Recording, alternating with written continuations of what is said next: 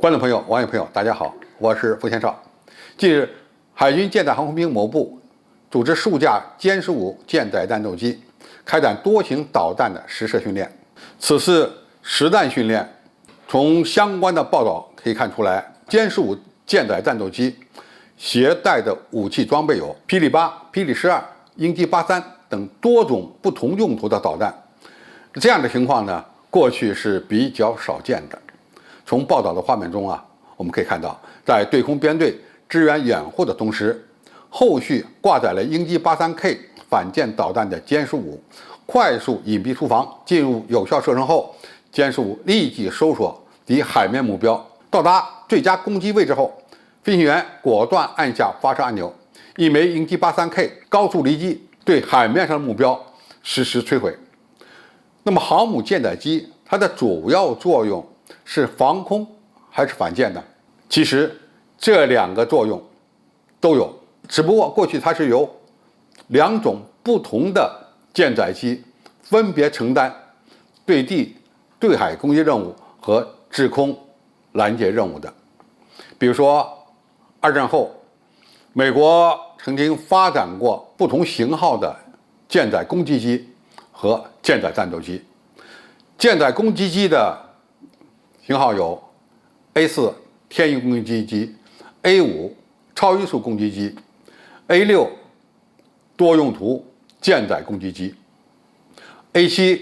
超音速舰载攻击机。那么舰载战斗机呢就更多了，比较有名的有 F4 舰载战斗机、F14 变后掠翼舰载战斗机，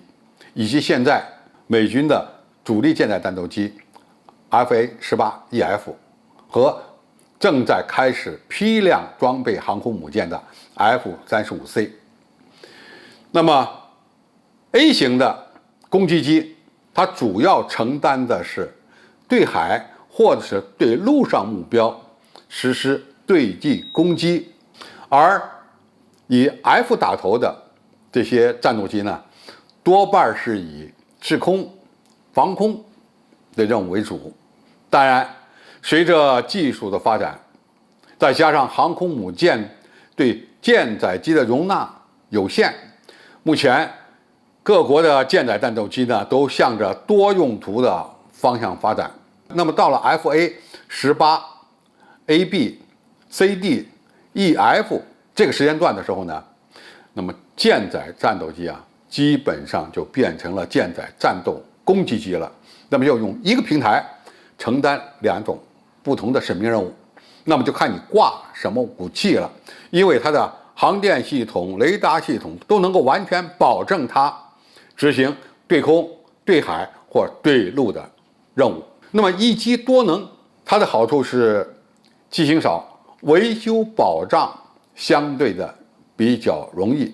因为我不需要准备各种各样不同机型的零备件，也不需要培养不同机型的维修人员，这对于提升航母舰载机的综合作战能力是有利的。当然，它不足之处呢，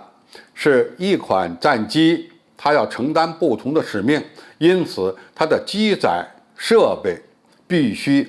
完善，什么样的使命任务都能执行。那么无论是雷达、航电系统，还是各种各样的传感器，要么就是多功能，要么就被多套，这对飞机的制造成本会带来不利的影响，同时呢，也有可能增大舰载机的重量。不管怎么讲，用一种舰载作战飞机取代两种甚至三种舰载作战飞机，这是一个趋势。而我们的歼15就是这么一款多用途作战能力的先进舰载战斗机，它既可以挂载中距空空导弹、近距空空导弹，执行防空作战任务，那它也可以挂载鹰击8K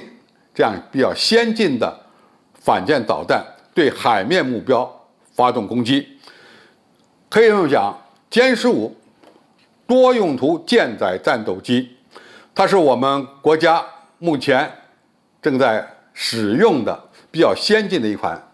舰载机，它的综合作战能力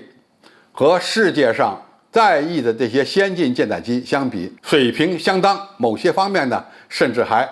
更强一点。那么用歼15舰载战斗机挂载各种各样不同武器这样的镜头，我们今后还会不断的见到。好，今天的介绍就到这里，谢谢大家收看。感兴趣的朋友，我们可以在下面的留言区留言交流讨论。我们下期再见。